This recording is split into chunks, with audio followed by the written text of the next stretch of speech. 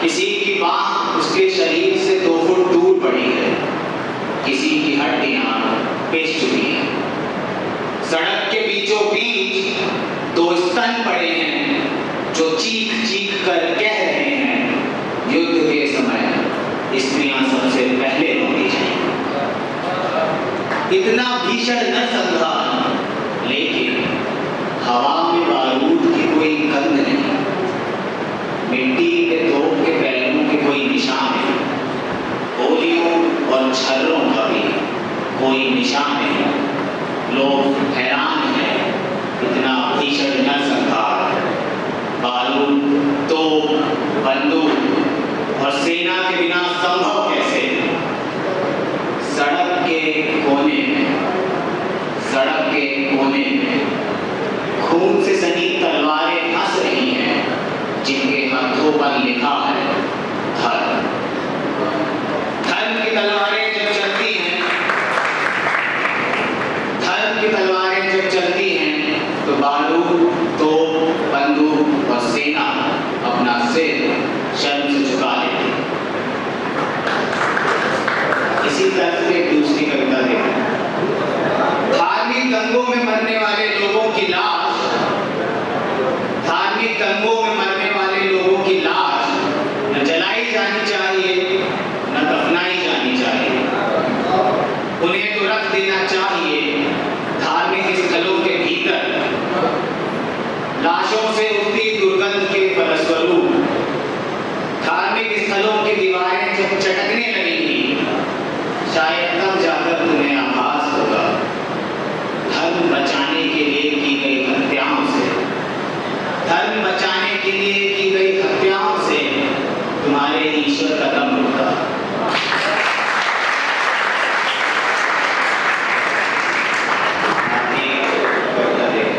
पड़ोस के घर में बच्चा पैदा हुआ है, पड़ोस के घर में बच्चा पैदा हुआ है, घर से चीखने चिल्लाने की आवाज आती है।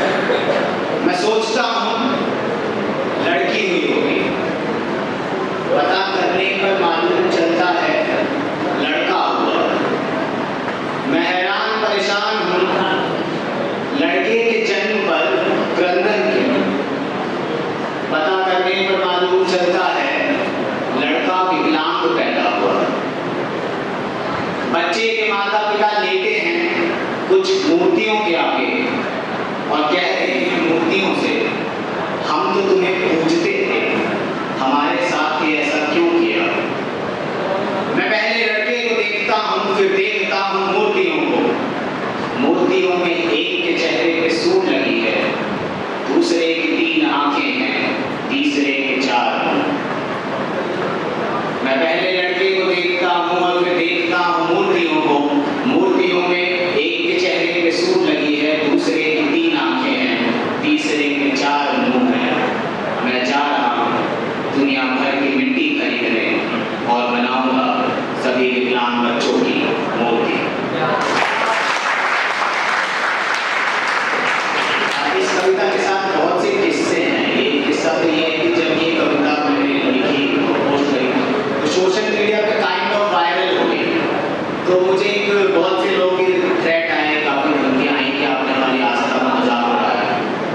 तो एक दिन एक मैसेज आया कि आपके पास उत्तर प्रदेश में एक केस कर दिया गया है और आपको अब जेल जाना पड़ेगा, अब आपको समझ आएगा। तो मैं बड़ा खुश हुआ क्योंकि मुझे लगता है मैं मंटू और स्वदेश दीपक की रात से जन्मा हुआ। तो जब स्वदेश दीपक और मंटू की आत्मा कभी हिसाब मांगेगी कि यार मनीष तुमने इतने दिन पर साहित्य पढ़ा, साहित्य लिखा, तो तुम्हारा कर्ज कहाँ है, तुम सूद कैसे उतारोगे?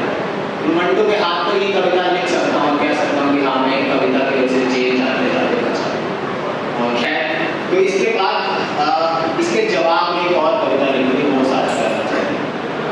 तीसरा विश्व युद्ध आस्तिकों और नास्तिकों के मध्य लड़ा जाएगा। अंततः जब रणभूमि पटी होगी लाशों से, तब तुम देखोगे तुम कितने अकेले हो चुके हो। ईश्वर अगर है और प्रकट हो जाए इस धरा पर, तो उसके सम्मुख बैठ पाओगे क्या? तुमने ही तर्क दिए हैं। हम सभी ईश्वर की संतान हैं। वैचारिक मतभेद के चलते ईश्वर की संतानों का कत्ल कर देने पर क्या ईश्वर माफ कर पाएगा? और अगर ईश्वर नहीं है तो एक जोड़ी कान कहां से लाओगे तो सुन सके तुम्हारे हृदय की व्यथा? क्योंकि लाशें कहां किसी की सुनती हैं। मैं चाहता हूं तीसरा विश्व युद्ध लड़ा जाए किसी बंजर भूमि पर।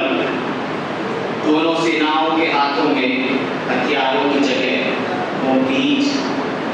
जिसने गुलाब के ज्यादा पौधे लगाए उसे विजेता घोषित कर दिया। जिसने गुलाब के ज्यादा पौधे लगाए उसे विजेता घोषित कर दिया जाए। जीत किसी विपक्ष की हो ये दुनिया महकेगी। दुनिया को भी खुशबू की जरूरत है। लाशों की दुर्गंध पहले ही बहुत तीखी।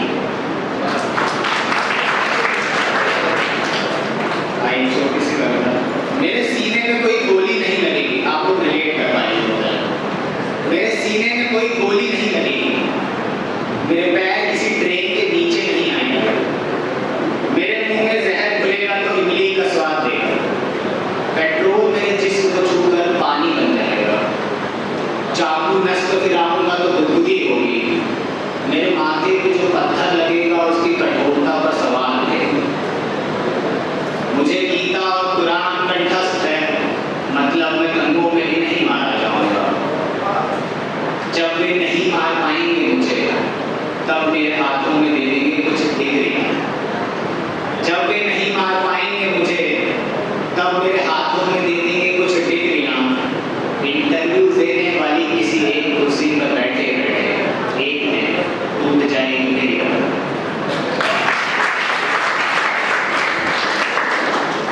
मैं दो कविताएं पढ़कर अपनी जगह। नेता ने शहर की दीवारों को पाट दिया पोस्टर से। पोस्टर में है शुभकामनाएं। सभी शहरवासियों को त्योहार की शुभकामनाएं। रामलाल दीवार से उखाड़ लाया कुछ पोस्टर। कढ़ाई में डाल चूल्हे पे रखा पोस्टर। बहुत देर तक उबाला गया पोस्टर, फिर भी नहीं बनी कोई सब्जी। पोस्टर को तरीके से गूंथा गया, फिर भी नहीं बनी एक भी रोटी। पोस्टर की सिलाई की गई, फिर भी नहीं बन पाए एक जोड़ी कपड़े। पोस्टर चिपकाए गए घर की झुकी दीवारों पर, फिर भी नहीं रुका दीवारों का चूल्हा। राजनेताओं को इतनी समझ तो होनी चाहिए। पोस्टर खाकर, पोस्टर पहनकर, पोस्टर के घर बनाकर त्योहार नहीं मनाए जा सकते।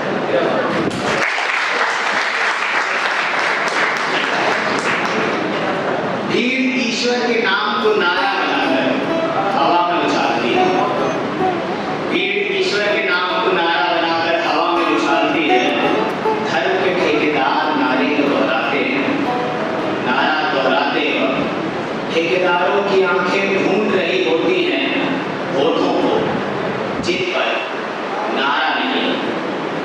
बताकर देशद्रोही उड़ा दी जाती है उनकी गर्दनें, जिनके होठों पर नारा नहीं। दूसरे मोहल्ले में भीड़ अल्लाह के नाम को नारा बनाकर हवा में उछालती है। यहाँ भी धर्म के ठेकेदार नारे को दोहराते हैं। नारा दोहराते वक्त इन ठेकेदारों की आंखें भी ढूंढ रही होती हैं होठों को, जिन पर नारा नहीं।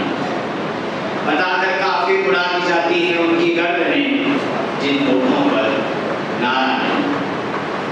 जिस देश में ईश्वर और अल्लाह, ईश्वर का नाम, जिस देश में ईश्वर और अल्लाह नारे बन जाए, ईश्वर का नाम देशभक्ति मापने का यंत्र बन जाए, उस देश में ईश्वर और अल्लाह नहीं रहते हैं सिर्फ धर्म के ठेकेदार, जिनकी आंखें ढूंढ रही होती हैं होठों को, जिन पर नारा है।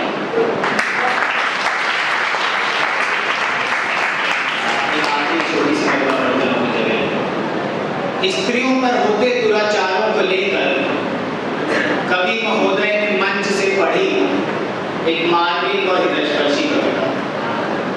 स्त्रियों पर होते दुराचारों को लेकर कवि महोदय ने मंच से पढ़ी एक मार्मिक और हृदयस्पर्शी कविता। तालियों की गड़गड़ाहट से सभागार गूंज उठा। मंच की सीढ़ियां उतरते उतरते, मंच की सीढ़ियां उतरते उतरते कवि महोदय